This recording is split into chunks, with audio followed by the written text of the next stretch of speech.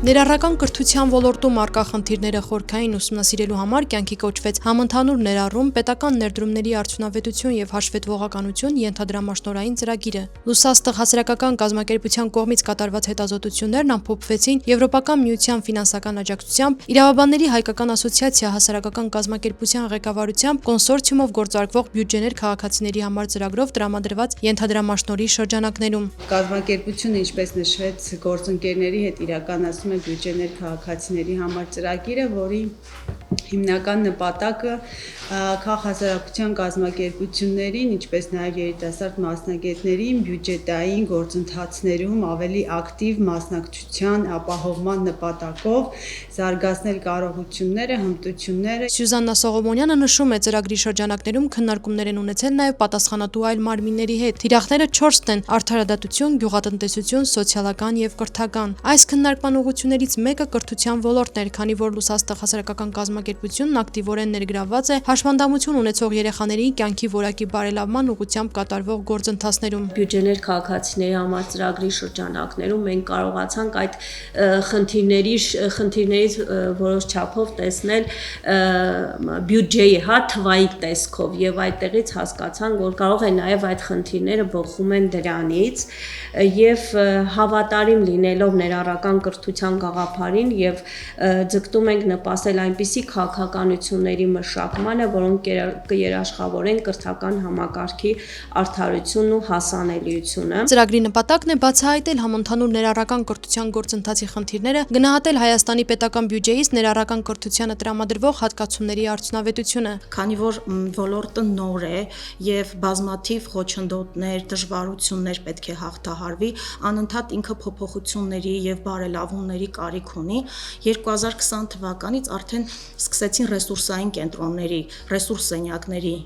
հիմնումը դպրոցներում, որը պիլոտային ծրագիր է եւ առայժմ իրականացվում է ընդամենը հանրապետության 2 դպրոցում եւ կարիքի գնահատումից հետո հնարավոր է արդեն մուտք գործի բոլոր հանրակրթական դպրոցներ։ Հասարակական կազմակերպությունները եւս այն շահագրգիռ կողմերից են, որոնք թիրախային անդրադառնում են նմանատիպ խնդիրների, փորձում են առավել թափանցիկ եւ կիրառելի մեխանիզմներ առաջարկել բյուջեն նպատակային բաշխելու համար։ Մեր կազմակերպությունը 1998 թվականից է գործում Լոռու մարզում, Վանաձորում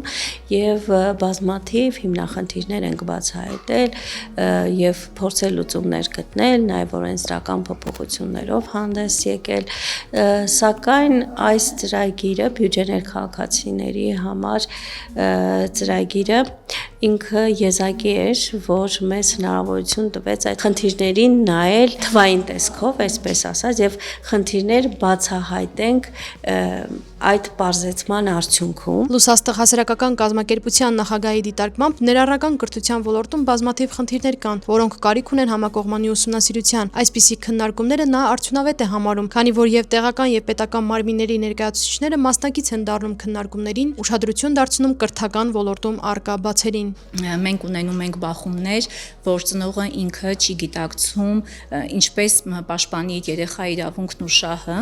ներառականության մասով եւ ամեն մի ծնող չի, որ ցանկանում է իր երեխան անցնի մանկապաշտպանական գնահատում, քանի որ մտածելով, որ դա մի պիտակ է, որ երեխային կուղեկցի իր ամբողջ կյանքի ընթացքում ու այստեղ նաեւ ծնողների իրազեկվածության պակասն է, որ ծնողը տեղյակ չի իրենից ինչ է ներկայացնում եւ այս ծրագիրը իր երեխային օգնում է թե վնասում։ Այն վիճակագրական տվյալները, որոնք ներկայացվում են կապկու երեխաների թվի վերաբերյալ, դեռևս ամբողջական չեն, քանի որ կան մի խումբ երեխաներ, որոնց շրջանում եւս պետք է ուսումնասիրություն ու համապատասխան գնահատում իրականացվի։ Մարզպետի աշխատակազմը երբ որ տեղեկություն է ստանում, որ կան ծնողներ, որ չեն ցանկանում իրենց երեխան գնահատում անցնի, կան երեխաներ, որ իրենք հենց մասնագետներ, այսինքն դպրոցի